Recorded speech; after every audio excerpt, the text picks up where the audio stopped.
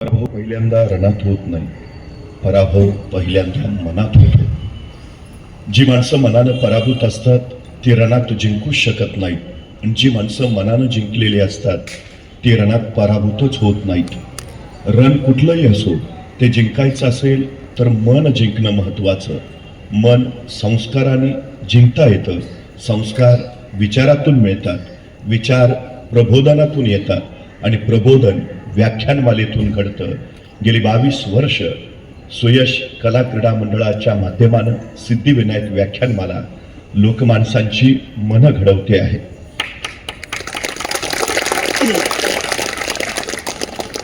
इतिहास अनेकांच्या अभ्यासाचा विषय आहे. इतिहास अनेकांच्या व्यासंगाचा विषय आहे. इतिहास अनेकांच्या संशोधनाचा विषय आहे. इतिहास अनेकांच्या अभिमानाचा विषय आहे. इतिहास अनेकांच्या स्वाभिमानाचा विषय आहे. इतिहास अनेकांच्या प्रेरणेचा विषय आहे. इतिहास अनेकांच्या चेतनेचा चैतन्याचा विषय आहे. इतिहास काही घडवण्याचा, काही घडवू पाहण्याचा, इतिहास काही करू पाहण्याचा आशय आहे. इतिहास विसरणारी माणसं इतिहास घडवू शकत नाहीत, आणि इतिहास घडवणारी माणसं इतिहास विसरू शकत नाहीत. हा सगळ्यात मोठा इतिहास आहे. 350 वर्षापूर्वी छत्रपती शिवाजी महाराजांनी इथं स्वराज्य उभा केलं. आज 350 वर्ष झाली. आम्ही तो इतिहास विसरू शकत नाही. जगाच्या पाठीवर सगळ्यात जास्त पुतळे आणि सगळ्यात जास्त स्मारक जर कुणाची असतील तर ती आहेत छत्रपती शिवाजी महाराजांची. एखादा माणूस गेल्यानंतर त्यांच्या कार्याची स्मारक उभा राहणं स्वाभाविक आहे, पण एखाद्या महापुरुषाच्या जिवंतपणीच त्यांच्या कार्याची स्मारक उभा राहणं ही त्या महापुरुषाच्या मोठेपणाची सगळ्यात मोठी साक्ष आहे. दक्षिण दिग्विजयाच्या निमित्तानं महाराज आंध्र प्रदेशला गेले. आंध्रात त्या मुक्कामात महाराजांनी श्री शैल मल्लिकार्जुनचं दर्शन घेतलं. महाराज मंदिरातून दर्शन घेऊन बाहेर आले. महाराजांनी मंदिराचा परिसर न्याहाळला आणि महाराजांच्या लक्षात आलं मंदिर देखणं आहे, मंदिर सुबक आहे, पण मंदिराला घाट नाहीये. आणि महाराजांनी आंध्रच्या त्या मुक्कामात श्री शैल मल्लिकार्जुनच्या मंदिराचे सगळे घाट बांधून काढले. आतापर्यंत अनेक राजे महाराजे आले गेले असतील, अनेकांनी ते मंदिर पाहिलं असेल. त्या मंदिराला घाट नाही हे अनेकांच्या लक्षात आलं असेल, पण ते घाट बांधावे असं वाटलं कुणालाही नाही. ते वाटलं फक्त छत्रपती शिवाजी महाराजांना. अर्थात नसते घाट बांधले तरी काही फारशी अडचण नव्हती. आताच्या भाषेत त्यांना म्हणता आलं असतं तो भाग कुठं माझ्या मतदारसंघात येतो. पण ही संकुचितता महाराजांकडे नव्हती. एक विलक्षण व्यापकता त्यांच्या ठाई होती. एके दिवशी महाराजांनी मंदिरात दर्शन घेतलं आणि महाराज मंदिराच्या शिखराचं दर्शन घेण्यासाठी बाहेर आले. महाराजांनी मंदिराच्या शिखराकडे पाहिलं आणि महाराजांच्या लक्षात आलं मंदिराच्या प्रत्येक कोपऱ्यावर एक गोपूर आहे, पण उत्तरेच्या बाजूचं गोपूर बांधायचं राहिलं. आणि महाराजांना तत्काळ वाटलं हे अपूर्ण राहिलेलं गोपूर बांधायला हवं. महाराजांनी आंध्र प्रदेशचे काही मजूर बोलावले. त्यांना सांगितलं हे अपूर्ण राहिलेलं गोपूर बांधून पूर्ण करा. किती खर्च येईल? मजुरांनी रक्कम सांगितली. महाराजांनी तत्काळ पैसे दिले. गोपूर बांधून पूर्ण करा. आणि महाराज पुढच्या मोहिमेला निघाले. महाराजांनी दिलेल्या रकमेच्या बळावर आंध्र प्रदेश मधल्या त्या मजुरांनी श्री शैल मल्लिकार्जुनच्या मंदिराचं ते 4थं गोपूर बांधून पूर्ण केलं. गोपूर बांधून झालं. सगळे मजूर एकत्र बसले. त्यांची चर्चा चालू झाली. ऐसा राजा होणे नाही. कित्येकाने मंदिर पाहिले, कित्येकांच्या ध्यानी आले 4थे गोपूर बांधावयाचे राहिले, पण बांधावे ऐसे वाटले कोणालाही नाही. ते वाटले फक्त छत्रपती शिवाजी राजांना. ऐसा राजा होणे नाही. या राजांचं अस्तित्व इथं राहायला हवं. या राजांकडून आपल्याला प्रेरणा घेता यायला हवी. काय करता येईल? अनेक मजूर म्हणाला आपण असं केलं तर हे जे 4थं गोपूर आपण बांधलंय त्या 4थ्या गोपुरात आपण महाराजांचीच मूर्ती बसवली तर उत्तम उत्तम उत्तम. आणि आश्चर्य वाटेल, आंध्र प्रदेशच्या मजुरांनी वर्गणी काढली आणि श्री शैल मल्लिकार्जुनच्या मंदिराच्या त्या 4थ्या गोपुरात छत्रपती शिवाजी महाराजांची मूर्ती बसवली. महाराजांच्या जिवंतपणे महाराजांचं उभारलं गेलेलं हे स्मारक आहे श्री शैल मल्लिकार्जुन. महाराजांनी तिथंच एक ध्यान मंदिर सुद्धा उभारलेलं. काळाच्या ओघात त्याची पडझड झाली. आता त्याच ठिकाणी छत्रपती शिवाजी महाराजांचं स्फूर्ती मंदिर उभं आहे आंध्र प्रदेशात. महाराज दक्षिण दिग्विजय करून परत निघाले. येता येता कर्नाटकात आले. कर्नाटकात बेलवाडी नावाचं एक ठाणं आहे. राणी मल्लम्मा तथा सावित्रीबाई देसाई नावाच्या ठाणेदारांनी तिथे राज्य करत होत्या. नवरा आदिलशाही सरदार मरण पावला, नवऱ्याच्या पश्चात ठेण्याचा कारभार या सावित्री पाहत होत्या. आमचा दादाजी नावाचा सरदार, त्याला असं वाटलं की सगळं जिंकत निघालोचा तर बेलवाडीचं ठाणाही जिंकावं, कुणी सावित्रीबाई म्हणून नाही सहज पराभूत करता येतील. त्याने मोजकं सैन्य घेतलं, बेलवाडीच्या ठाण्यावर हल्ला चढवला, पण बाई मोठ्या चिवट आणि जिद्दीच्या त्यांनी दादाजीचा सपशेल पराभव केला. सावित्रीबाईने आपला पराभव केलाय हे जर महाराजांना कळलं तर दादाजीने प्रचंड फौज उभा केली, पुन्हा बेलवाडीच्या ठाण्यावर हल्ला चढवला. यावेळी मात्र सावित्रीबाई देसाईंचा पराभव झाला. विजयाच्या उन्मादात दादाजींनी सावित्रीबाईंना कैद केलं, महाराजांच्या सामने झाला आणि कैद झालेल्या सावित्रीबाई निघाल्या, अचानक थबकल्या, गर्दिशी मागं वळाल्या. स्वतःचं तानं बाळ त्याने आपल्या सोबत घेतलं आणि म्हणाल्या, आता चला. तानं बाळ घेतलेल्या कैदी सावित्रीबाई महाराजांच्या सामने उभा राहिल्या. त्यांना माहिती आहे आपण कैदी आहोत, आपण पराभूत आहोत. हे राजे आता आपल्याला शिक्षा सुनावतील, सजा फरमावतील. पण महाराजांनी काही सजा फरमावण्या अगोदरच सावित्रीबाई सरकन पुढे झाल्या आणि स्वतःच्या हातातलं तानं बाळ त्यांनी महाराजांच्या मांडीवर ठेवलं आणि त्या महाराजांना म्हणाल्या, मी तुमची दोषी आहे, मी तुमची कैदी आहे. काही शिक्षा द्यायची असेल तर ती मला द्या, पण या सगळ्या प्रकारात माझ्या या तान्या बाळाचा काही दोष नाही, त्याला तो शिष नको. आपल्या मांडीवर असलेल्या त्या तान्या बाळाकडे बघत महाराजांनी स्मित केलं. चिटणीसाला इशाराच झाला. चिटणीस दुधाची वाटी घेऊन आली आणि आपल्या मांडीवर असलेल्या त्या तान्या बाळाला महाराजांनी चमच्याने दूध पाजलं आणि दूध पाजून झाल्यावर त्या तान्या बाळाकडे बघत महाराज सावित्रीबाईंना म्हणाले, हा आमच्या मांडीवर जो आहे ना तो आमचा भाचा आहे. अहो हा आमचा भाचा आहे म्हणजे तुम्ही आमच्या बहीण झाला. मग कुठला भाऊ बहिणीला शिक्षा फरमावतो, कुठला भाऊ बहिणीला सजा देतो, कुठला भाऊ बहिणीचं राज्य बळकावतो. दादाजी यांचं राज्य यांना परत द्याच, पण आमच्या बहीण म्हणून आमच्याकडून चोळी बांगडीसाठी यांना नवराज्य जोडून द्या. आणि हा आमच्या मांडीवरचा आमचा भाचा, त्याच्या दूध भातासाठी वतनाची व्यवस्था करा. त्या सावित्रीबाईंना काही कळेल, कैसा राजा, कैसा राजा, मला शिक्षा करणं राहिलं बाजूला, माझं राज्य ताब्यात घेणं राहिलं बाजूला, हा राजा मला आपली बहीण मानतो, माझं राज्य तर मला परत देतोच, पण मला चोळी बांगडीसाठी नवराज्य जोडून देतो, माझ्या मुलाच्या दूध भाताची व्यवस्था करतो. धन्य धन्य ऐसा राजा होणे नाही. या राजांची ही कीर्ती चिरंतन राहायला हवी म्हणून या सावित्रीबाई देसाईंनी या प्रसंगाची 3 दगडी शिल्प तयार केली. महाराज बसले, त्यांच्या मांडीवर ते तानं बाळ आहे आणि शेजारी सावित्रीबाई देसाई उभा आहेत अशी ती दगडी शिल्प. कधी कर्नाटकात गेलात तर धारवाड नावाचा जिल्हा आहे, त्या धारवाड जिल्ह्यात यादवाड नावाचं गाव आहे. त्या यादवाड गावात एक मारुतीचं मंदिर आहे आणि त्या मारुतीच्या मंदिरात सावित्रीबाई देसाईंनी कोरलेलं हे छत्रपती शिवाजी महाराजांचं शिल्प आहे. महाराजांच्या जिवंतपणी महाराजांचं उभारलं गेलेलं हे पहिलं मंदिर आहे कर्नाटक मध्ये.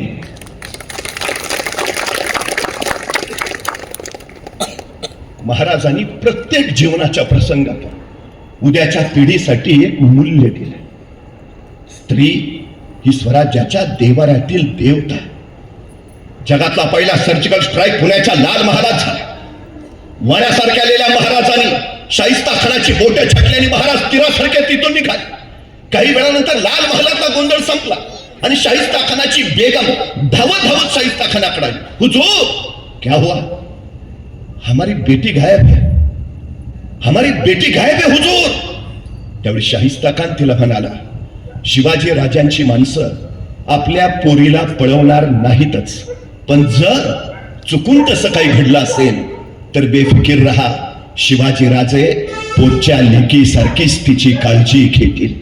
कोण सांगतो? कट्टर वैरी शाहिस्ता खान. महाराजांचं हे चारित्र्य हेच राष्ट्राचं चरित्र झालं, ते हिंदवी स्वराज्याचं चरित्रच. अनेक राजे पराक्रमी असतात पण ते चारित्र्य संपन्न असतातच असं नाही. काही राजे चारित्र्य संपन्न असतात पण ते पराक्रमी असतातच असं नाही. पण ते पराक्रमी आहेत आणि पराकोटीचे चारित्र्य संपन्न आहेत असे महापुरुष म्हणून छत्रपती शिवाजी महाराज हे एकमेव नाव आहे. 350 वर्षापूर्वी अवघ्या 35 वर्षात त्यांनी 750 वर्षाचं पारतंत्र्य हटवलं. जगाच्या पाठीवरची ही सगळ्यात कमी कालावधीत घडलेली क्रांती आहे आणि तेही हाताशी काही नसताना शून्यातनं विश्व उभा केलं. ना सैन्य, ना सामर्थ्य, ना संपत्ती, तरी महाराजांनी लोककल्याणकारी हिंदवी स्वराज्य उभा केलं. महाराजांचं सगळ्यात मोठं वैशिष्ट्य, सगळ्यात म्हणजे महाराज काही नसताना राज्य उभा करतात आणि आमच्याकडे मात्र सगळं रेडीमेड तयार असताना आमच्या हातून काही होत नाही. नाहीतर एखाद्याला ढाल द्यावी, तलवार द्यावी, एवढंच काय त्याला घोड्यावर नेऊन बसवावा, त्याच्या पुढे जाऊन त्याला रणांगणात नेऊन सोडावा आणि मग म्हणावं, लेका आता तरी लढ. तरी पठ्ठ्या निवांताच. अरे लढ की, तू तो लढू कसा? एका हातात ढाल आहे, दुसऱ्या हातात तलवार आहे, दोन्ही हात एंगेज आहेत, लढणार कसा? आणि मग निदान पळून तरी जा. पळू तरी कसा? घोड्यावर बसलोय दिसत नाही का? चोहो बाजूने आमची अडचण आहे. मुंगी बघितली, मुंगी केवढीशी, तिचं डोकं केवढंच, डोक्यातला मेंदू केवढासा, तरी पण त्या मुंगीला बरोबर कळतं कुठल्या शहरातल्या, कुठल्या प्रभागातल्या, कुठल्या वॉर्डतल्या, कुठल्या बिल्डिंग मधल्या, कुठल्या फ्लॅट मधल्या, कुठल्या खोलीतल्या, कितव्या किचन मधल्या, कितव्या कपाटाच्या, कितव्या फळीवर किती नंबरचा साखरेचा डबा आहे सांगावं लागत नाही. ज्याला ध्येय गाठायचं आहे तो पोहोचतो. महाराजांनी ते सांगितलं. सगळ्यात महत्वाचं 1646 ला महाराजांनी तोरणा घेतला. त्याच वेळी महाराजांची नजर शेजारच्या राजगडावर पडली. राजगड बेवसाऊ होता, म्हणजे घेतला तर बांधला पाहिजे, बांधायचा तर फंड्स पाहिजेत, होते कुठे महाराजांकडे. मग महाराज असं म्हटले का, आता घेतला राजगड तर बांधला पाहिजे, बांधायचा तर पैसे हवेत, आहेत कुठे आपल्याकडं, मग कशाला घ्या, बघू पैसे आल्यावर. थांबले महाराज, नाही, येतील तेव्हा पैसे येतील, राजगड घेऊन तर टाकू. पण त्याच वेळी तोरण्याचं बांधकाम करताना महाराजांना सोन्याच्या मोहरांनी भरलेले 7 खंडे सापडले आणि त्या संपत्तीतनं महाराजांनी राजगड बांधून पूर्ण केला. महाराज सांगताय तुम्ही सुरुवात करा, जगदंबा आशीर्वाद घेऊन तुमच्या पाठीशी उभा असते.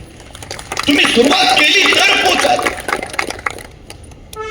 सायंकाळच्या वेळी रस्त्याने मी चाललो होतो. एका डोंगराच्या पायथ्याला एक सद्ग्रस्त उभा होता. मी म्हटलं का थांबलाय? म्हटला नाही, डोंगरावर जायचं आहे. म्हटलं जा ना, मग अंधार आहे ना.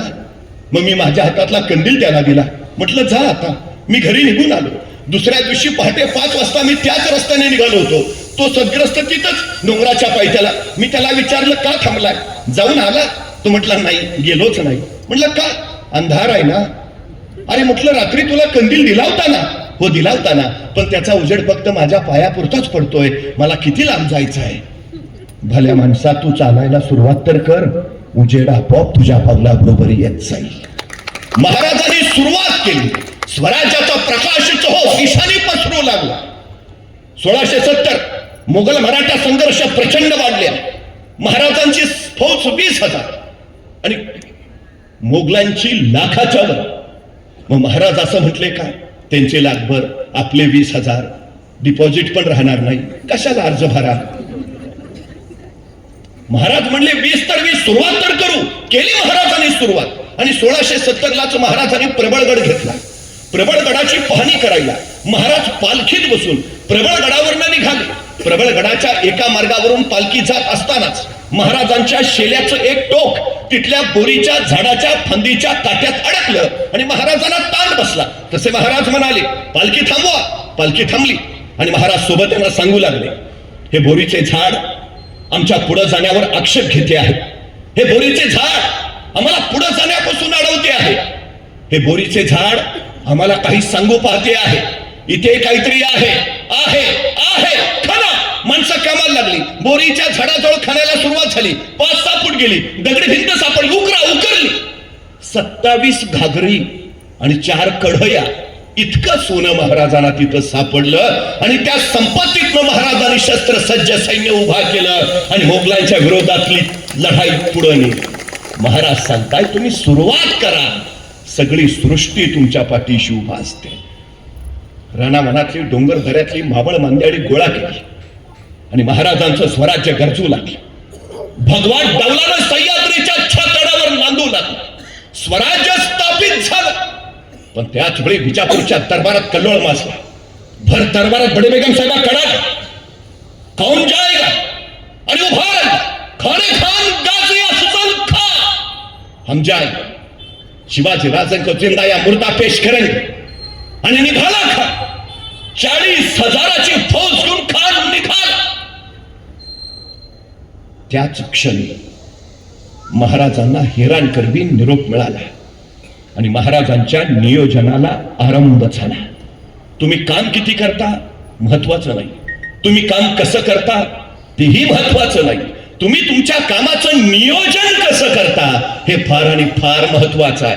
50 वर्षाचं आयुष्य आहे महाराजांचं, पण या 50 वर्षाच्या आयुष्यात एकही घटना अशी नाही, एकही प्रसंग असा नाही की ज्याचं महाराजांनी नियोजन केलं नाही. अहो ते जाऊ द्या, आईच्या गर्भात असतानाच ज्यांच्या आयुष्याचं नियोजन ठरलंय असे जर कोणी महापुरुष या सृष्टीत जन्माला आले असतील तर छत्रपती शिवाजी महाराजांशिवाय दुसरं नाव नाही. जन्माला यायच्या आधीच ठरलंय काय जन्माला यायचं आहे, जन्माला यायच्या आधीच ठरलंय जन्माला येऊन काय करायचं आहे. 50 वर्ष एकही घटना नाही ज्याचं महाराजांनी नियोजन केलं नाही. महाराजांच्या आयुष्यात एक आणि एकमेव घटना ज्याचं राजांनी नियोजन केलं नव्हतं ती म्हणजे महाराजांचा मृत्यू. फक्त त्याचंच नव्हतं नियोजन, बाकी प्रत्येक घटनेच खान निघाला, गावाच्या गाव जाळीत निघाला, खुल्या कत्तले करत निघाला. तुळजापूरच्या आई भवानीला तिने हात घातला, पंढरपूरचा विठोबा वाटवला. अवघ्या स्वराज्याचा हाहाकार माझा राजाला कळून चुकला. आपल्याला उघड्या मैदानात आणण्यासाठी खानाची ही चाल राजांना माहिती आहे. उघड्या मैदानात खानाशी भिडणं म्हणजे मृत्यूला मगरमिठी मार. राजे तयार नाहीत, खानाच्या आपण नव्हे, खान आपल्या चालीत अडकला पाहिजे. महाराजांनी सुरुवात केली, फासे पडू लागले आणि खान मचल धर्मचाल करत पुढे निघाला. महाराज मात्र कुठेच दिसेनात. अखेर खान आला पुढं, पण त्याच वेळी महाराजांच्या आयुष्यात एक दुःखाचा प्रसंग घडला. महाराजांच्या प्रिय पत्नी सईबाई महाराणी साहेबांचं निधन झालं. महाराज विलक्षण दुःखी झाले, पण त्याच वेळी सच्चल खान नावाचं सैतानी वादळ स्वराज्याला धडका मारत होत. महाराजांनी वैयक्तिक दुःख बाजूला सारलं आणि स्वराज्य हितासाठी महाराज राजगडावर निघाले. राजे आले प्रतापगडावर. आता प्रतापगडच का निवडावा? शेजारी थंड हवेचं महाबळेश्वर आहे म्हणून नाही, बिकट आहे, भयान आहे. किर्र दऱ्याखोऱ्यांचा भयान, कडेकापर्यांचा.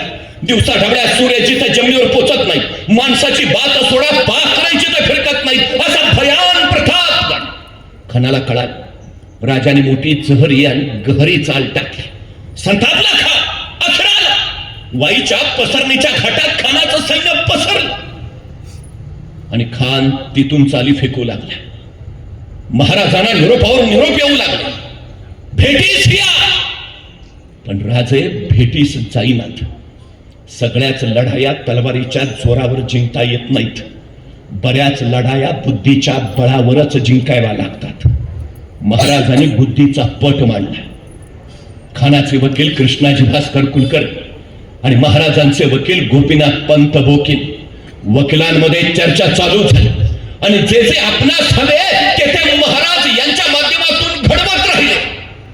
अखेर खान प्रतापगडावर येण्यास तयार झाला आणि सज्जता चालूच. प्रतापगडाच्या माचीवर स्वतः महाराजांनी जातीनं एक देखणा शाम्याना उभा केला. रेशमी वस्त्रांचा, हिरे मोती मानक जडावलेला, सोन्याच्या झालरी लावलेला, उंची 11 उंची मध्ये ठेवलेला. देखणा, बघावं, बघतच राहावं इतका देखणा. महाराज खानाला राजवाड्यात भेटू शकत होते, महालात गाड घेऊ शकत होते, शाम्याना साधा पण उभारू शकत होते. मग रेशमी वस्त्रांचा का, हिरेमोती मानका चढवलेला का, सोन्याच्या झालरी लावलेला का, उंची 11 उंची मध्ये ठेवलेला का? हे सगळं का? कारण हे सगळं खानाला आवडत होतं. महाराजांचं मानसशास्त्र आहे. हे सगळं खानाला आवडतंय. जे त्याला आवडतंय ते महाराजांनी सगळं शाम्यानात उभा केलंय. सगळं. एक साधी गोष्ट, आपल्या घरी जर पाहुणे येणार असतील तर घरात स्वागताला आधी हजर कोण असतं? आपण. मग आता अफजल खान महाराजांकडे पाहुणा म्हणून येतोय, मग शाम्यानात स्वागताला आधी हजर कोण हवं? महाराज. असत नाहीत, अजिबात नाहीत. पहिल्यांदा महाराज दिसले तर खानाचा राग तसाच राहील, जिंदा या मुर्दा पेश करायचा. पहिल्यांदा राजे नाही, पहिल्यांदा सोनं नाणं हिरे मोती माणकं दिसले पाहिजेत आणि नेमकं तेच घडलं. खान आला, शाम्याना पाहिला, वाह बहुत खूप, हिरे मोती माणकं, रेशमी वस्त्र, उंचातून उंची मध्ये बहुत खूप. खान निम्मा खाली विसरला कशाला आलतो. मानसशास्त्र वकिलांच्या मार्फत आधी सगळ्या अटी तयार करून झाल्यात. 40,000 सैन्य. महाराजांचं किती आहे. खान पोहोचल्यावर महाराजाने आपल्या सोबत्यांना सैन्य गोळा करायला सांगितलं. मोरोपंत, तान्हाज, येसाज, कमळाज ही सगळी माणसं सैन्य गोळा करत सुटली. तानाजी महाराजांकडे आले. महाराजांनी विचारलं, तान्हा तुमचे किती झाले. आणि तानाजी म्हणाले, 7,500. 7,500? खानाचे 40,000 आहे. आपले एवढेच. अरे पण खान 40,000 फौजनिशी आहे. महाराज होते नव्हते तेवढे सगळे गोरा करून आणल्यात. रानावनातले डोंगरदाऱ्यातले गुरामागचे पण धरून आणलेत. आपले एवढेच, आपले याच्यापेक्षा वाढू शकत नाही. आता खान 40,000चा. तानाजी सांगतात आपले 7,500. टिकणार कसे. काय करावं महाराजांनी. त्यांचे 40,000 आपले 7,500 कसा सामना होईल. तो बरोबरीचा तरी असेल का. मग खानाच्या सोबत जाऊन मरण्यापेक्षा आपण आधीच आत्महत्या केलेली बरी. आत्मघात करून घेतलेला बरा. महाराजांनी निराशेचा उद्गार काढला कुठं. अजिबात नाही. महाराजांकडे यशस्वी सूत्र आहे. पर्याय निर्माण करा. पर्याय निर्माण करा. खानाचं सैन्य 40,000, आपलं 7,500. आपलं वाढवता येत नाही. ठीक, मग खानाचे कमी करा. कमी करा खानाचे. आणि मराठीत त्याच कामाला लागले. मी नेहमी एक गोष्ट सांगतो. एक राजा असतो. त्या राजासमोर 2 कैदी. राजा आरोप ऐकतो आणि शिक्षा सुनावतो. मरेपर्यंत फाशी. फाशीची शिक्षा ऐकल्याबरोबर एक कैदी तिथंच चक्कर येऊन पडला. दुसरा कैदी मात्र न्यूटन असल्यासारखा विचार करत बसलेला. पहिला शुद्धीवर आला तरी दुसरा न्यूटनच. मग पहिल्याने विचारलं, तू शिक्षा ऐकली नाही का. तो म्हटलं ऐकली ना. मग फाशी झाली आपल्याला, तुला भीती नाही वाटत. मरणार आहे आपण. तसा तो कैदी म्हटला, ते फाशी विशीचं सोड रे. गेले वर्षभर माझा उडणारा घोडा तयार करायचा प्रयोग चाललाय. प्रयोग अंतिम टप्प्यात आहे. आता काही दिवसात माझा घोडा आकाशात उडेलच. पण नेमकी फाशीची शिक्षा झाली. ते फाशीचं काय नाही रे. आता माझ्या प्रयोगाचं काय होणार त्याची मला काळजी आहे. त्या पुढच्या कैद्याला काय कळेना. तो म्हटला, उडणारा घोडा. घोडा कधी उडतो का ते सांगतोय ना. प्रयोग अंतिम टप्प्यात आहे. त्यांची ही चर्चा राजाने ऐकली. राजा म्हटला, काय काय काय म्हटला. उडणारा घोडा. डोक्यावर पडलाय का. घोडा कधी उडतो का. तसा तो कैदी म्हटला, महाराज मरणारा माणूस खोटं नाही बोलत. अहो फाशी दिली मला, कशाला खोटं सांगेन. गेले वर्षभर माझा प्रयोग चाललाय. प्रयोग अंतिम टप्प्यात आहे. आता काही दिवसात माझा घोडा अवकाशात उडेल. पण तेवढ्यात तुम्ही. महाराज माझ्या घोड्याचं बाजूला ठेवतो. मला फक्त 1 वर्ष द्या. ह्या 1 वर्षात मी तुमच्या घोड्याला आकाशात उडायला शिकवू शकतो. आता राजालाच प्रश्न पडला. असा तसा मरणारच आहे. पण जर दिलंच याला 1 वर्ष आणि लागलाच आपला घोडा आकाशात उडायला, तर ह्या जगात आपण एकमेव राजे ज्याच्याकडे उडणारा घोडा आहे. राजा म्हणला, चल ठीक, दिलं दिलं दिलं तुला 1 वर्ष दिलं. त्या कैद्याला 1 वर्ष मिळालं. पण तो पहिला कैदी, त्याने परत त्याला विचारलं, घोडा खरंच उडतो. तसा तो कैदी म्हटला, घोडा उडतोय का. मग राजाला खोटं का सांगितलंस. हे बघ तू तुझं आजचं मरण फक्त उद्यावर ढकलतोय. तसा तो कैदी म्हटलं, हे बघ मी माझ्या जगण्याचे पर्याय तयार करतोय. मतलब या 1 वर्षात काही घडू शकतं. म्हणजे अरे मला दिलेल्या या 1 वर्षात राजाच मरू शकतो. आणि तो नाही मेला तर या वर्षात माझा मृत्यू होऊ शकतो. आणि तो पण नाही मेला तर ज्या राजाच्या घोड्याला अवकाशात उडायला शिकवायचा आहे तो घोडा मरू शकतो. आणि तो पण नाही मेला तर घोडा खरंच उडू शकतो. अरे काही घडेल ना वर्ष आहे माझ्याकडं. मी आता हार कशाला मानू. मी आता पराभव कशाला स्वीकारू. मी लढत राहीन. जोपर्यंत मी जिंकत नाही तोपर्यंत मी झुंजत राहीन. महाराजांनी आम्हाला सगळ्यात मोठं सूत्र दिलं. आपल्या ध्येयाच्या दिशेने झेपावत राहा. झेपावता येत नाही उड्या मारत जा. उड्या मारता येत नाही पळत जा. पळता येत नाही चालत जा. पण जा. जोपर्यंत ध्येयापर्यंत पोहोचत नाहीस पुढे जात राहा. पुढे यशच तर स्वागताला उभा असतं. महाराजांची प्रत्येक रणनीती यशस्वी झाली. याचं कारण महाराजांनी निर्माण केलेले पर्याय. आपलं सैन्य वाढवता येत नाही ना, ठीक, खानाचं कमी करा. आणि काय करामत केली. 40,000 खानाच्या सैन्यामधले 20,000 उठलेच नाहीत. 20,000 घेऊन खान कसा बसा पुढे निघाला तर प्रतापगडाच्या तोंडाशी रणतोंडीचा घाट. रणतोंडीचा इतका भयान, इतका बिकट, जिथून तोंड रटल्याशिवाय पुढे सरकतच. खानाचं 5,000 सैन्य कसं बसं तिथून पुढे सरकलं. तोपर्यंत महाराजांचा निरोप मिळाला. अवघे 1000 सोबत आणले. मरता क्या न करता राहिलेले सरळ मागं ठेवले. 1000 घेऊनच पुढे आला. तेही एका ठराविक अंतरावर, जवळ नाही आणायचं. 10 अंगरक्षक ठेवायला परवानगी, तेही बाणाच्या अंतरावर. शाम्यानात फक्त प्रत्येकाच्या सोबत 2 लोक राहतील, बाकी कुणी नाही. ते शस्त्रधारी असतील तरी चालतील. नियोजनानुसार खान 1000 लोक लांब ठेवले, 10 अंगरक्षक बाणाच्या अंतरावर आणि 2 लोक घेऊन आत शाम्यानात. महाराजांनी भेटीचं नियोजन ठरवलं. दिवस होता 10 नोव्हेंबर 1659. भेटीची वेळ होती बरोबर दुपारी 2 वाजता. राजे प्रताप गडावरून खाली येणार होते. खानाची छावणी खाली आहे माचीवर. राजांनी निघण्याचा वेळ ठरवला बरोबर 12:35 आता 12:35 का? सूर्य बरोबर माथ्यावर येतो. आता सूर्य माथ्यावरच का? तर राजा गडावर न निघाले तर सूर्याच्या त्या लख्ख प्रकाशात खानाची छावणी हालचाल स्पष्ट दिसावी. पण खानानं जर राजाकडे बघायचं म्हटलं तर सूर्याची किरण त्याच्या डोळ्यात घुसावी. काही दिसू नये. वक्त बरोबर 12:35. त्याच वक्ताला राजे निघाले. आता सोबत कोण घेतलं? तानाजी, बाजी, येसाजी, कोंडाजी, कडतोजी, चला सगळे जीव भेटून. एकही नाही घेतला. मग सोबत कोण घेतलं? सोबत घेतले जिवा महाला. का? दांडपट्टा उत्तम चालवतो. हो, पण तोच का? समोर बंडा सय्यद, त्याच्याशी झुंजायचं तर हवा फक्त जिवा. सोबत घेतले संभाजी कवची कोंढाळ. का? धिप्पाड घोडा खांद्यावर घेऊन गड चढतो म्हणे. पण तो का? मग अफजल खान तसाच आहे ना, धिप्पाड. आखाड्यात पहिलवान उतरवायचे झाले तर एकाच गटाचे असावेत, म्हणजे कुस्ती रंगते. माणसाची पारख आणि माणसाची निरक्षक हवी ती महाराजांकडे. आणखी 8 अंगरक्षक सोबत घेतले आणि महाराज निघाले. नियोजनानुसार प्रत्येकाला आपली जबाबदारी दिली. महाराजांनी जिवा महालाला सांगितलं, जिवा तुम्ही आमच्या बरोबर खाली येता, तुम्ही आमच्या बरोबर शाम्यानात आताही येता. पण आत आल्यावर तुम्ही माझ्याकडे बघायचं नाही, खानाकडे बघायचं नाही. तुम्ही फक्त सय्यद बंडा बघायचा. संभाजी गावजेला सांगितलं, संभाज तुम्ही खाली येता, पण तुम्ही आत नाही यायच, तुम्ही बाहेर. पण बाहेरून तुम्ही माझ्याकडे बघायचं नाही, खानाकडे नाही. आमच्या दोघांचा आज काय चाललंय तुम्हाला देणं घेणं नाही. पण शाम्यानातून अफजल खान जर जिवंत बाहेर आला तर त्याला जिवंत ठेवायचा नाही.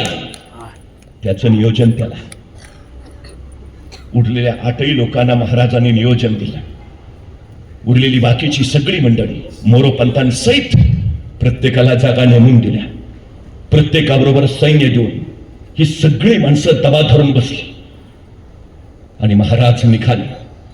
चालता चालता महाराज परत थबकले. जिवा महालाला म्हणाले, जिवा कात्री आहे का? जिवाला काय कळेना. अफजल खानाच्या भेटीला निघाला, तलवार घेतली असेलच की, कात्री कशाला? महाराजांनी परत विचारलं, जिवा कात्री आहे का? आता जिवा नाभिक समाजाचा. तो म्हणला, जी आहे की काढ. जिवा आमची दाढी बारीक कर, आमची दाढी बारीक कर, इतकी बारीक कर की भेटी वेळी अफजल खानाला हातात धरायची म्हटली तर त्याच्या हातात न आली पाहिजे. केस ओढल्यावर काय वेदना होतात ते माहिती आहे. त्या भेटीच्या क्षणी खानाची अशी एक कृती सगळा खेळ बिघडवणारी ठरू शकते. महाराज सांगताय, जेव्हा आमची दाढी बारीक कर, इतके की खानाच्या हातात नाही आली पाहिजे. आमच्या व्यवस्थापनाच्या भाषेत त्याला सूक्ष्म नियोजन म्हणतात, मायक्रो प्लॅनिंग. इतकं मायक्रो प्लॅनिंग करून महाराज निघाले. 12:30 वाजता गडावरनं निघालेले राजे खानाच्या छावणीच्या बाहेर बरोबर दुपारी 2 वाजता पोहोचले. बरोबर 2 वाजता खानाला वरती मिळाले. शिवाजी महाराज येत आहेत. खान उठून उभा राहिला. समोर पाहिलं, 5-5.5 फूट उंचीचे देख रुबाबदार राजे शिवराय आज ते कदम येताना दिसले. तसं खानानं वकिलाला विचारलं, ये हे शिवाजी राजे? वकिलाने मान डोलावली. खान 2 पावलं पुढे झाला.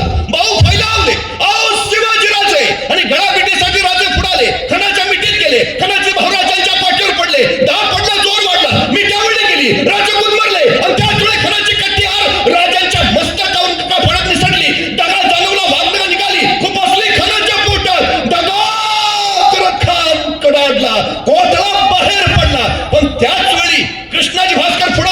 राजांवर वार केला, राजे फिरले, कृष्णाजी कापला, सय्यद बंडा पुढे चला, आपला दांडपट्टा महाराजांच्या गर्दनीवर चालवणार, तोच जिवा महालाच्या दांडपट्ट्याने सय्यद बंडाचा हात वरच्यावर छटला आणि इतिहास पुटपुटला. होते जिवाजी म्हणून वाचले शिवाजी.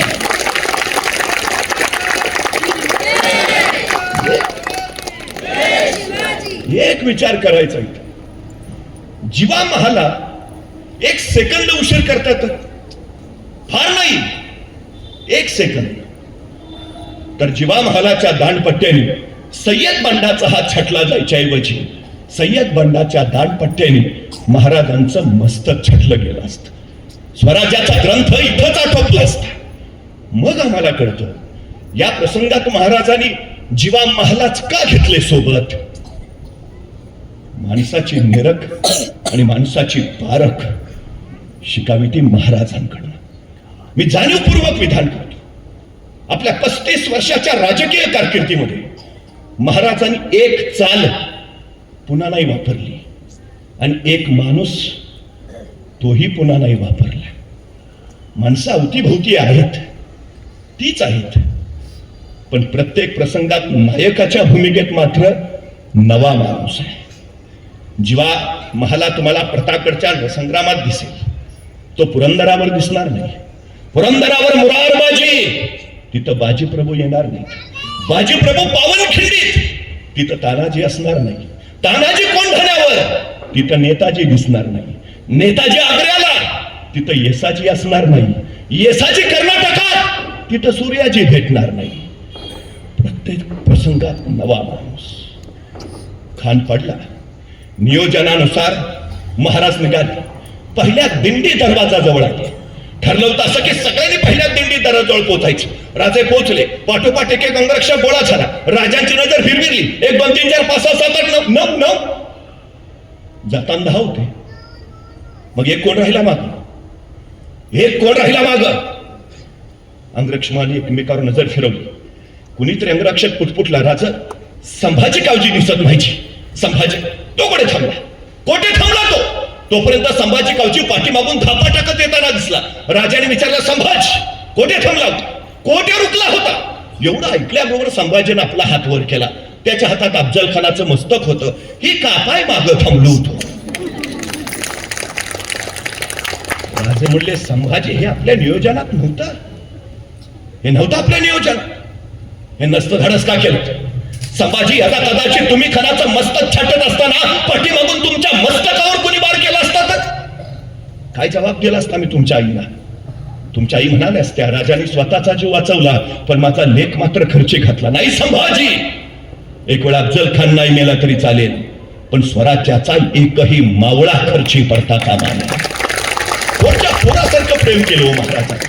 उगाच नाही माणसं मरायला तयार झाली. शिवचरित्र हा जगातला पहिला इतिहास जिथं जगण्याची नव्हे मरण्याची स्पर्धा चालू आहे.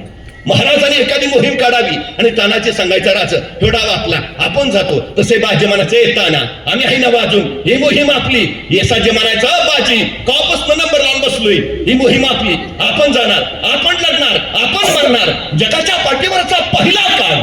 माणसं जगण्यासाठी नाही, मरण्यासाठी स्पर्धा करत आहे. मरण्यासाठी. महाराजांचं सगळ्यात मोठं वैशिष्ट्य आहे, अनेक राजांनी जलदुर्ग उभारले, अनेक राजांनी भूदुर्ग बांधले, अनेक राजांनी गिरिदुर्ग उभारले, पण माझ्या राजांनी नरदुर्ग तयार केले. तानाजी, बाजी, येसाजी, कोंडाजी, कडतोजी, कुणी घ्या, प्रत्येकाचं आयुष्य सांगतं कसं जगावं, कसं मरावं. नॅशनल कॅरेक्टर्स तयार केली महाराजांनी, राष्ट्रीय चारित्र्य घडवलं. महाराजांचं हे सगळ्यात मोठं कर्तृत्व आहे, सगळ्यात मोठं. नियोजनानुसार रानावनात लपलेलं मराठी सैन्य खानाच्या सैन्यावर तुटून पडलं. लंगड्यातोड चालू झाली. खानाचं सैन्य पाठीला पाहिलं आणि पळत सुटलं. त्यांचे हत्ती, घोडे, उंट्या, समशेरी, तलवारी सगळं तिथंच. मराठ्यांनी टिपलं, पळत जाऊन ताब्यात घेतलं. स्वराज्यात प्रचंड मोठं सामर्थ्य. पण महाराजांचं सगळ्यात मोठं वैशिष्ट्य आहे महाराजांचा विलक्षण आत्मविश्वास. खान मारणारच,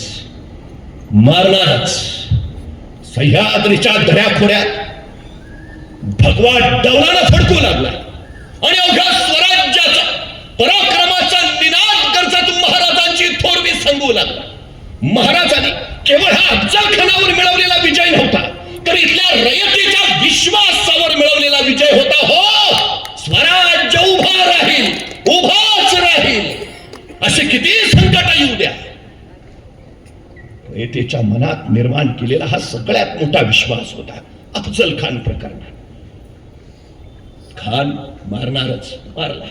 खान 4000 घोडे घेऊन आलाय. भले 2000 घोडी पळून जाण्यात यशस्वी होतील, पण या प्रसंगात आपल्याला 2000 घोडी मिळणारच आहेत आणि मिळाली. नियोजन बघा महाराजांचं. आता 2000 घोडे मिळाले, पण नुसते घोडे मिळून उपयोग आहे काय? ते घोडे चालवणारे प्रशिक्षित घोडेस्वार पण हवेत. मी एखाद्याला विचारतो, गाडी असते ना घरी, घरी मला चालवता येत नाही ना, उपयोग काय तुमच्या गाडीचा? 2000 घोडे मिळाले पण चालवणारे घोडेस्वार नसतील, उपयोग काय? नियोजन काय महाराजांचं? 2 महिने अगोदर खान मारायच्या आधी 2 महिने महाराजांनी आपल्या 2000 लोकांना घोडेस्वारीचं शिक्षण देऊन प्रशिक्षित करून ठेवलंय आणि त्यांना सांगितलंय 2 महिन्यानंतर 10 नोव्हेंबरला सायंकाळी 4 वाजता तुम्हाला घोडी मिळणार आहेत, बुकिंग झालेलं आहे. नुसतं नियोजन नाही, बरहुकूम अंमलबजावणी आहे. महाराजांच्या यशाचं हे सगळ्यात मोठं कारण, सगळ्यात मोठं. हे सगळं जमा झालं, पण महाराजांचं नियोजन खान मारणं इथपर्यंत मर्यादित नव्हतं. महाराजांनी त्याच्या पुढचं नियोजन करून ठेवलेलं. विजयाचा एक उन्माद पुढच्या कैक लढतींसाठी प्रेरणा देणारा ठरतो. अफजल खानाच्या विजयातून विजापूर सावरण्या अगोदरच महाराजांनी विद्युत गतीने हालचाली आरंभल्या. त्याच दिवशी 10 नोव्हेंबरला सायंकाळी 6 वाजता सज्जता झाली. नाहीतर मला कायम प्रश्न पडतो, महाराजांनी 10 नोव्हेंबरला खान मारलाय, साहित्याने संकट संपवलं, हे सगळं 10 नोव्हेंबरला घडलंय. मग 11 नोव्हेंबरला महाराज कुठे असतील? शेजारी महाबळेश्वरला? हा, मग काल एवढं टेन्शन होतं. 4 दिवस नको हा थंड हवेच्या ठिकाणी जाईल. कुठे आहेत महाराज? 11चं सोडा, 10 नोव्हेंबरला सायंकाळी 6 वाजता मराठी सैन्य शस्त्र सज्ज होऊन उभा आहे. 6:30 वाजता महाराजांनी घोड्यावर मान टाकली आणि बघता बघता मराठी सैन्य त्याच दिवशी दौडत निघालं. बघता बघता वाई प्रांत जिंकला. महाराज सातारा प्रांतात पोहोचले. सातारा प्रांत काबीज केला. महाराज वारणा नदीच्या खोऱ्यात आले. वारणा नदीचं खोरं जिंकलं. महाराज कोल्हापूर प्रांतात शिरले. कोल्हापूर प्रांत काबीज केला आणि 1 डिसेंबर 1659 महाराजांनी पन्हाळ्यावर भगवा फडकवला. पुण्यापुऱ्या 20 दिवसात 200 किलोमीटर आणि 18 किल्ले एवढा प्रांत महाराजांनी काबीज केला. महाराजांना विश्रांती माहिती नाहीये, अजिबात नाही. महाराजांनी थोडा आराम करतो असं म्हटल्याची कुठं नोंद नाहीये. 35 वर्ष स्वराज्य हाच ध्यास आणि स्वराज्य हाच श्वास. जगाच्या पाठीवरची सगळ्यात अल्प कालावधीत घडलेली क्रांती आहे स्वराज्य. अवघ्या 35 वर्षात 750 वर्षाचं पारतंत्र्य हटवलं. ही सगळी गतिमान हालचाल. महाराज पन्हाळ्यावर पोहोचले. विजापूर फक्त बघत राहील. बेगम साहेबेचा नूर पुरता उतरवला गेला. महाराज पन्हाळ्यावर, पण तोपर्यंत दुसरा डाव आखला गेला. आदिलशाही सिद्धी जव्हरला 65,000ची फौज घेऊन पुन्हा स्वराज्यावर धाडली. सिद्धी जव्हर विजापुरातून निघाला त्यावेळी महाराज मिरज भागात होते. सिद्धी जव्हर 65,000ची फौज घेऊन येतोय हे कळाल्याबरोबर महाराज मिरज वरनं रायगडाकडे दौडू शकले असते, पण ते केलं नाही महाराजांनी. महाराज रायगडाकडे दौडत सुटले असते तर 65,000ची सिद्धीची फौज सगळं स्वराज्य उद्ध्वस्त करत महाराजांचा पाठलाग करत आत घुसली असते. महाराजांचं वैशिष्ट्य आहे, महाराजांनी एकही लढाई स्वराज्याच्या आत केलेली नाही. एकही. सगळे शत्रू महाराजांनी सीमेवरच अडवलेत. त्यांच्याशी महाराज सीमेवरच भिडलेत. स्वराज्य सुरक्षित, रयतेला अजिबात तोशिष नाही. महाराजांचं हे युद्धशास्त्र अजिबात नाही. स्वतःचं रक्षण करण्यासाठी महाराज आत जाऊ शकले असते. रयतेचं रक्षण करण्यासाठी महाराज स्वराज्याच्या सीमेवर आले. पन्हाळा पन्हाळ्यावर आले. सिद्धी जव्हरला कळालं राजे पन्हाळ्यावर आहेत. 65,000ची फौज घेऊन सिद्धीनं पन्हाळ्याला वेढा टाकला. महाराज वेड्यात अडकले, पण स्वराज्य सुरक्षित राहिले. 65,000चा वेढा कडेकोट झाला. वाऱ्यालाही आत शिरता येणार नाही आणि मुंगीलाही परमंगेश्वर बाहेर पडता येणार नाही, असा चिमट वेळ. राजे अडकले. दिवस दिवस उलटू लागले. वेडा ढिला व्हायचं चिन्ह दिसेना. बाहेर पडायचा मार्ग सापडेना. 1, 2, 3, 4 महिने झाले. वेडा आणखीनच आवळला जाऊ लागला.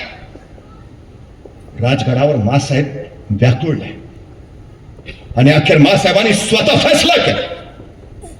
घोड्यावर बसून पन्हाळ्याचा वेढा फोडायला जायचा. आणि मासाहेब जिजाऊन निघाले, पण त्याच वेळी नेताची पालखी आडवी आली. मासाहेब कुठं? लेकर कोंडीत अडकलीत आणि आम्ही इथं स्वस्त कैसे बसू?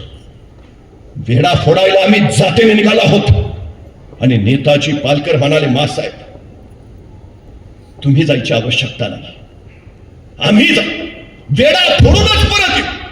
नेतोच सिद्धी हिलाल मराठी फौज घेऊन पन्हाळ्याच्या वेढ्यावर तुटून पडले, पण बळ तोकडं पडलं. सिद्धी हिलाल, सिद्धी वाभा मारले गेले. नेताजी पालकर अपयशी होऊन परत आले. महाराजांना कळून चुकलं, शक्तीपेक्षा युक्तीचा वापर करायला हवा. पावसाळा तोंडावर होता. बेभान पावसाची रिपरिप सुरू व्हायच्या आधीच भान राखून योजना आखणं महत्वाचं होतं. महाराजांनी योजना आखली. महाराजांनी पन्हाळा घेतल्यावर, पन्हाळ्यावर भगवा डवलानं फडकू लागल्यावर पन्हाळ्याच्या पायथ्याच्या खेडेगावातली काही तरणीबाण जिगरबाज पोरं स्वराज्यात दाखल झाली. त्यातच एक जण होता शिवा काशीद, पन्हाळ्याच्या नेबापूर गावचा. नाव शिवा, दिसायचा हुबहू राजांसारखा. मिशी ठेवणार राजांसारखी, दाढी राखणार राजांसारखी, चालणं राजांसारखं, बोलणं राजांसारखं. डोक्यात एकच नाद, जगावं तर वहवासारखं आणि लढावं तर शोभांसारखं. महाराजांना नुकत्याच स्वराज्यात आलेल्या आणि नव्यानं ओळख झालेल्या त्या शिवाची आठवण आली.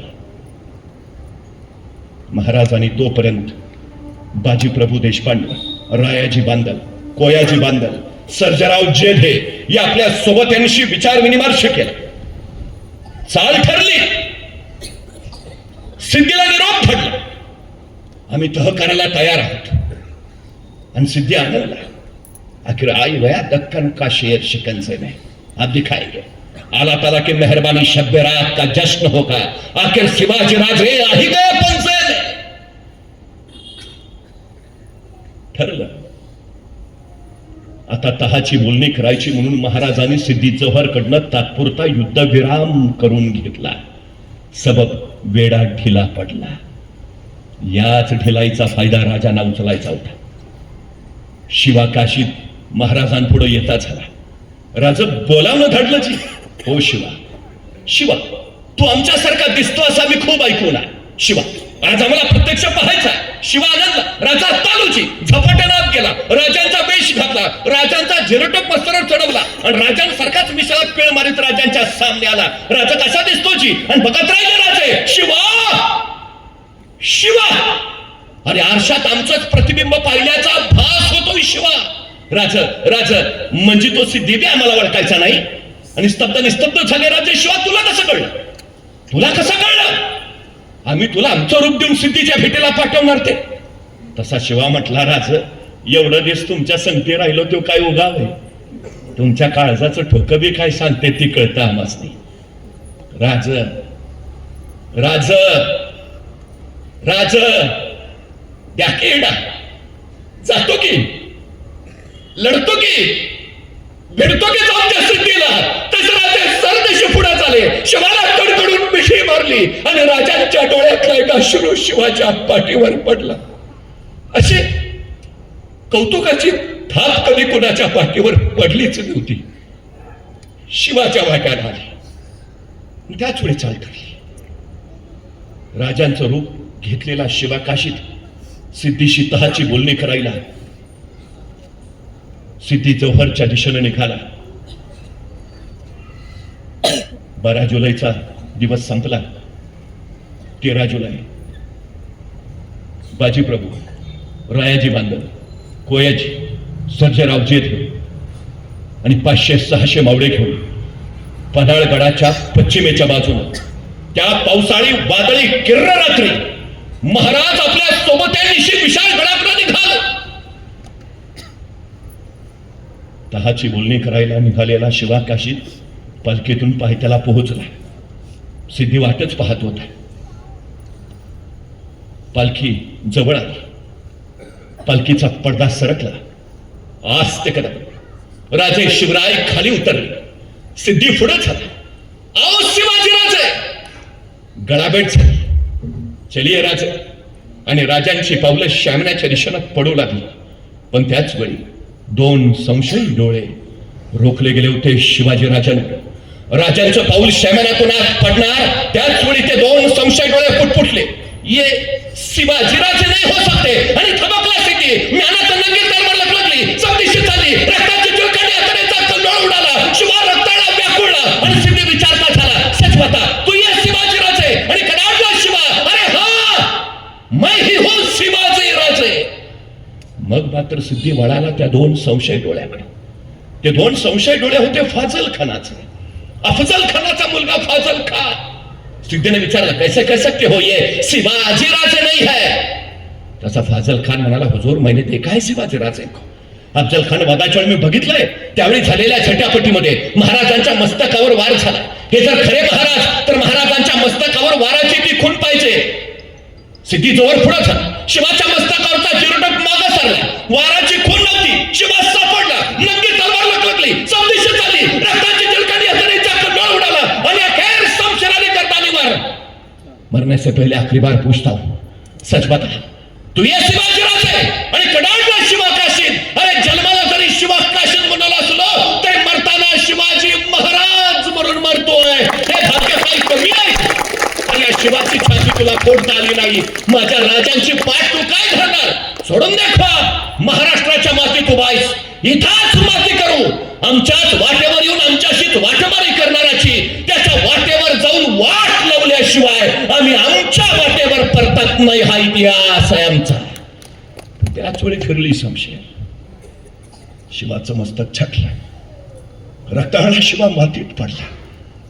अखेरचा श्वास फुलला. डोळे लवले, ओठ ठरले. श्वासाने माती उंच उडाली. आणि त्या उंच उडाल्या मातेला शिवा सांगत राहिला, सांगा माझ्या राजाला, हा शिवा गेला नुसता मातीत नाही, मातीसाठी गेला. मातीत मरणारे काही असतात पण मातीसाठी मरणारे फक्त मराठे असतात हे सांगत गेला. शिवा नावाचा घटक अध्याय संपला. मला राहून राहून प्रश्न पडतो, 6 महिन्याची ओळख आहे फक्त, 6 महिन्याची. काय फिरला असेल ओ महाराजांनी त्या शिवा काशीच्या ओरात की तो मरायला तयार व्हा. काय इतकं सहज झालं का की महाराजांनी म्हणा, शिवा, ए शिवा, आमचं रूप घेशील? होय शिवा, सिद्धीच्या भेटीला जाशील? ए शिवा, मरायला तयार होशील? शिवा म्हटला, हो जातो. गेला. स्वराज्यासाठी समर्पित झाला. महाराजांचं सगळ्यात मोठं वैशिष्ट्य आहे, सगळ्यात मोठं. इकडे पन्हाळ्यावरनं निघालेले राजे 21 तासाचा अखंड प्रवास करून मसाईच्या पठारावर पोहोचले. आणि त्याच वेळी बाजी प्रभूंना शत्रूची चाहूल लागली. हेराने अंदाज घेतला, सिद्धी मसूद 5,000ची फौज घेऊन पाठलागावर दौडत येत होता. आणि बाजी प्रभू महाराजांना म्हणाले, राजा, निमी फौज घेऊन आपण निघा. निम्या फौजेनिशी आम्ही येथे झुंजितो. साहेब कारी मरितो. आमच्या मुला लेकरांसाठी महाराज साहेब समर्थ. राजे, आपण निघा. राजा म्हणले, नाही बाजी, सगळे सोबत लढू. नाही राजा, लाख मेले तरी चालतील पण लाखाचा पोशिंदा वाचला पाहिजे. राजा निघा. अखेर बाजी प्रभू प्रभूंच्या सांगण्यानुसार राजे नेहमी फौज घेऊन विशाळगडाच्या रोखाला निघाले. 5000 सिद्धी मसूदची फौज दौडत दौडत समोर आली. अवघे 300 मावळे आणि समोर होते बाजीप्रभू देशपांडे, रायाची बांधल आणि बांधवाची 300ची फौज. बघता बघता ताक ताक धीम धीम यलगार चारोळी खुंडली आणि हर हर महादेव करत बाजीप्रभू सज्ज झाले. झुंज बेभान सुरू झाली. घोडखिंड थरार उठली. बाजीप्रभू काळात भैरवासारखे तांडव करत होते. बेभान बेभान झुंजत होते. 5000ची फौज पण सब कापली जात होती. हे वादळ होतं हिंदवी स्वराज्याच्या शौर्याच. हे वादळ होतं त्या भगव्या दौलत ध्वजाच. बाजी कडाडत होते. जाऊन सांगा त्या यमाला, जोपर्यंत राजे विशाळगडावर पोहोचल्याचे तोफांचे आवाज आमच्या कानावर पडत नाहीत, हा बाजी प्राण सोडत नाही. झुंज बेभान झाली. हलगीवर टिपरी दणानावी तसे मराठे दणानत राहील. बाजी प्रभूंचं ते आरसमानी शौर्य थरारलेला आसमंत बघत राहिला. शरीरावर जागा नव्हती जिथं वार झाला नव्हता. राजे विशाळगडावर पोहोचले. बाजी प्रभूंचे कान विशाळगडाकडे. शरीरावर न मोजता येण्या इतक्या जखमा होऊन सुद्धा बाजींचे हात झुंजत होते, लढत होते. शेवटचा एक शत्रू टिपत पुढे जात होते आणि अखेर विशाळगडावरनं तोफांचे आवाज कानी पडले आणि शीर तुटले. बाजी कोसळले, स्वराज्यासाठी समर्पित झाले. घोडखिंड बाजींच्या समर्पणानं पावन खिंड झाली. हे कसली माणसं असतील, आयुष्य कुर्बान करून टाकणारी. कसली कडाडती निष्ठा असेल. माणसं कुठलाही त्याग करू शकतील, पण प्राणांचा हसत हसत लाख मेले तरी चालतील, लाखाचा पोशिंदा वाचला पाहिजे. हे स्वराज्य अशा बलिदानातूनच तर उभा राहिलाय, अशा समर्पणातूनच तर उभा राहिलाय. राजे विशाळगडावर पोहोचले आणि राजांना शिवाकाशीत मारला गेल्याची बातमी मिळाली. राजे सोबत त्यांना म्हणाले, आम्हाला पुन्हा पन्हाळ्याकडे जावं लागेल. आणि सोबत हे चमकले, राजा आता तर वेड्यात न सुटला, जीवावरच्या संकटात न वाचला, आता परत जावंच लागेल. पण का महाराज? शिवाकाशीदांच्या आईला निरोप द्यावा लागेल. तिचा पुत्र स्वराज्यासाठी खर्ची पडलाय. पण तो निरोप तर आम्ही कुणीही जाऊ देतो नाही. आम्हाला जातीनं जावं लागेल. पण का महाराज? सिद्धीच्या हातून मारले गेले ते शिवाजी महाराज तुमच्या समोर उभा आहे. ते शिवाकाशीत. आम्हाला आमच्या आईला भेटायला जायला आणि पन्हाळ्याच्या पायथ्याच्या नेबापूरला निरोप दिला. महाराज येत आहेत. शिवाकाशीदांच्या आईला विलक्षण आनंद झाला. लाख लाख दिवसाचं स्वप्न पूर्ण होणार. राजे राजे राजे येणार. ती माऊली डोळ्याच्या चैतन्य ज्योती करून राजांची वाट पाहत राहिली आणि आले. राजे आले. हातात पंचारतीचं ताट घेऊन शिवाकाशीदांची आई राजाला ओळायला उभा राहिली. आले. शिवाकाशीदांची आई राजाला ओळत राहिली. कळेना राजांना, अगं कशाला ओळते? असा कुठला पराक्रम गजवला मी की आरती करावी आमची? अगं तुझा पोर मातीसाठी खर्ची पडला ते सांगायला आलोय आई. पण राजांच्या ओठातनं शब्दच फुटेना. तशी शिवाकाशीदांची आई म्हणाली, ये ना राजा, आत आत घरात तरी. राजे जड पावलांनी आत गेले. शिवाकाशीदांच्या आईने फटकं धडून टाकलं. बस ना राजा. राजे त्या फटक्या धोडक्यावर बसले आणि शिवाकाशीदांची आई म्हणाली शिवाकाशीदांच्या बायकोला, अगं गुळपाणी तरी आण, तोंड तर गोड कर राजांचं. शिवाकाशीदांची बायको लगबगीनं गुळपाणी घेऊन आली. राजांच्या पुढे ठेवलं. आई म्हणाली, घे ना राजा, तोंड तर गोड कर. कळेना राजाला, अगं कसं तोंड गोड करू? तुझ्या पोराच्या मृत्यूची कडू बातमी घेऊन आलो आई. तोंड कसं गोड करू? पण राजांच्या ओठातनं शब्दच फुटे नाही.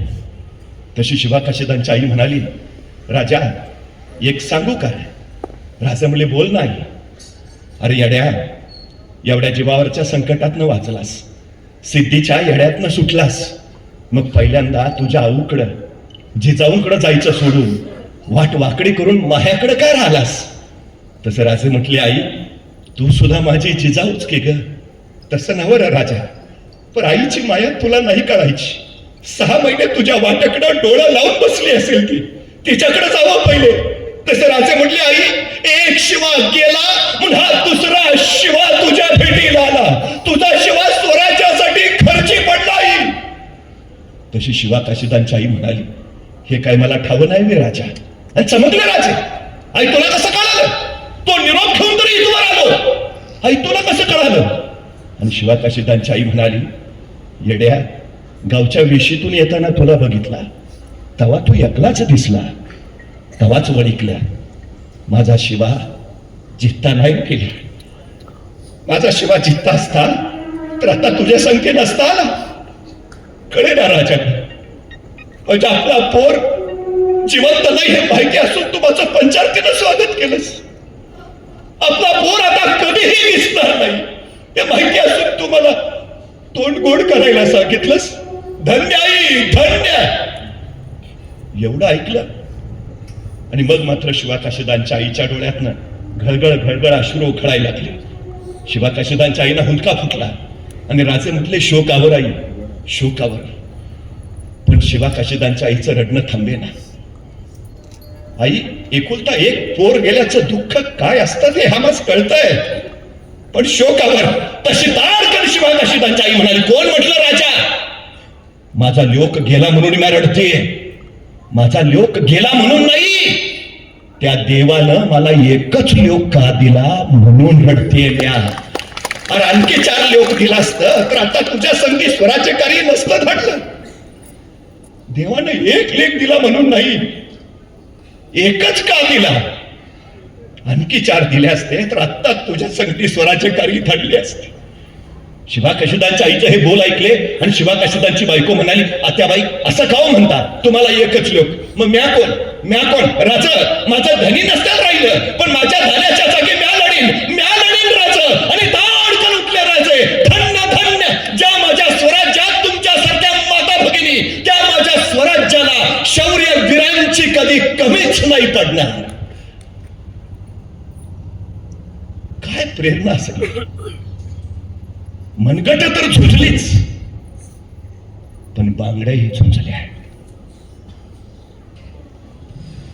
मातीसाठी अनेक मातांनी आपले पुत्र दिले, या राज्यासाठी अनेक बहिणींनी आपले भाऊ दिले, या स्वराज्यासाठी अनेक पत्नींनी आपल्या भाळावरचं कुंकू दिलंय. काय प्रेरणा असेल ती. छत्रपती शिवाजी महाराज हीच एक जिवंत प्रेरणा आहे, विलक्षण.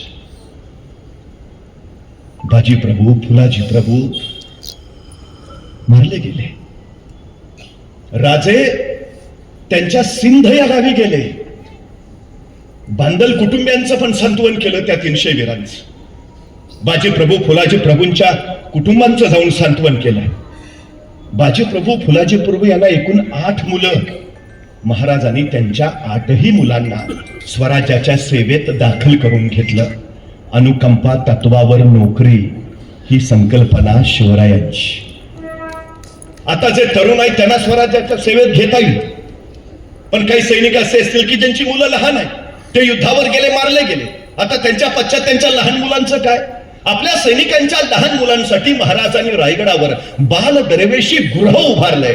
सैनिकांच्या मुलांचं संगोपन, संवर्धन, शिक्षण, प्रशिक्षण हे स्वराज्याच्या वतीनं केलं जायचं आणि ती मुलं योग्य वयात आल्यावर त्यांना स्वराज्याच्या सेवेत घेतलं जायचं. मुलांची ही व्यवस्था. पण काही सैनिक असे असतील, नुकतंच लग्न झालंय, अजून मुलबाळ नाही, तो युद्धावर गेला, मारला गेला, आता घरी फक्त तिची विधवा पत्नी. आता त्याच्या पश्चात तिचं काय? 350 वर्षापूर्वी आपल्या सैनिकांच्या विधवा पत्नींसाठी महाराजांनी फॅमिली पेन्शनची योजना आणली आहे. पेन्शन किती तेही ठरलंय. तो सैनिक युद्धात मारला गेला, त्याला ज्यावेळी जितका पगार असेल त्या पगाराच्या निम्मी रक्कम त्याच्या पत्नीला आयुष्यभर पेन्शन म्हणून दिली जायची. पत्नीचंही झालं. काही सैनिक असे असतील अजून लग्नच झाले नाही, घरी वृद्ध माता पिता, तो युद्धात मारला गेला, आता त्याच्या पश्चात त्याच्या आईवडिलांचं काय? आपल्या सैनिकांच्या आईवडिलांसाठी महाराजांनी अडीशेरी नावाची योजना सुरू केली आहे. सैनिकांच्या माता पित्यांना दहन 2.5 शेर धान्य स्वराज्यातनं दिलं जायचं. पोरापासून थोरांपर्यंत प्रत्येकाची काळजी महाराजांनी या स्वराज्याच्या माध्यमाने घेतली. माणसं का मरायला तयार झाली? बाजीप्रभूंचं शेवटचं वाक्य फार सुंदर आहे. त्यातच सगळा अर्थ येतो स्वराज्याचा. बाजीप्रभू म्हणाले, राजे, निमी फौज घेऊन तुम्ही पुढे निघा. निम्या फौजेनिशी आम्ही येथे झुंजितो. साहेबकारी मरितो. आमच्या मुला लेकरांसाठी महाराज साहेब समर्थ. आपल्या रयतेची जीवापाड काळजी घेणारा राजा आणि आपल्या ध्येयासाठी, राजाच्या शब्दासाठी आपली जान न्यछावर करणारे सैनिक, हे स्वराज्याचं देखणं रुपडं त्या भगव्याच्या छायेखाली सह्याद्रीच्या कुशीत निर्माण झालं. खरं तर महाराजांचा आदर्श अनेकांनी घेतला, अनेक जण घेत आहेत. बंगालची फाळणी झाली, वंगभंग चळवळ सुरू झाली आणि त्या वंगभंग चळवळीला प्रेरणा मिळावी म्हणून रवींद्रनाथ टागोरांनी एक प्रेरणा गीत लिहिलं. कुणावर? छत्रपती शिवाजी महाराजांवर. जयोस्तो शिवराय. महाराजांनी बंगालवासियांना प्रेरणा दिली. तामिळनाडूमध्ये जातीविरोधी चळवळ सुरू झाली. त्या चळवळीला गती मिळावी म्हणून तमिळ लेखक CN अण्णादुराई यांनी तामिळनाडूमध्ये एक नाटक उभा केलं. कुणावर? छत्रपती शिवाजी महाराजांवर. त्या नाटकामध्ये महाराजांची भूमिका केली अभिनेते गणेशन यांनी. ती भूमिका इतकी अप्रतिम केली की त्या नाटकानंतर अभिनेते गणेशन यांना कायमचं शिवाजी गणेशन म्हटलं जाऊ लागलं. ज्यांनी शिवराय अभ्यासले ते शिवमय झाले. नेताजी सुभाषचंद्र बोस इंग्रजांच्या नजरकैदेत अडकले. त्या नजरकैदेत त्यांच्या हाती शिवचरित्र आले आणि शिवचरित्र वाचताना आग्र्याहून सुटका या प्रकरणावर त्यांची नजर रेंगाळली. जणू त्या प्रकरणानं नेताजींना सुटकेचा मार्ग दाखवला आणि महाराजांसारखेच वेषांतर करत नेताजी देशांतर करते झाले आणि नेताजींनी आझाद हिंद फौजेची उभारणी केली. त्या आझाद हिंद सैनिकांना नेताजींनी स्वातंत्र्याचा महामंत्र दिला. नेताजी सांगतात या देशाचं स्वातंत्र्य मिळवण्याचा आणि या देशाचं स्वातंत्र्य टिकवण्याचा एकच महामंत्र आहे आणि त्या महामंत्राचं नाव आहे छत्रपती शिवाजी महाराज. बस याच महामंत्राचा जागर होत राहावा. धन्यवाद.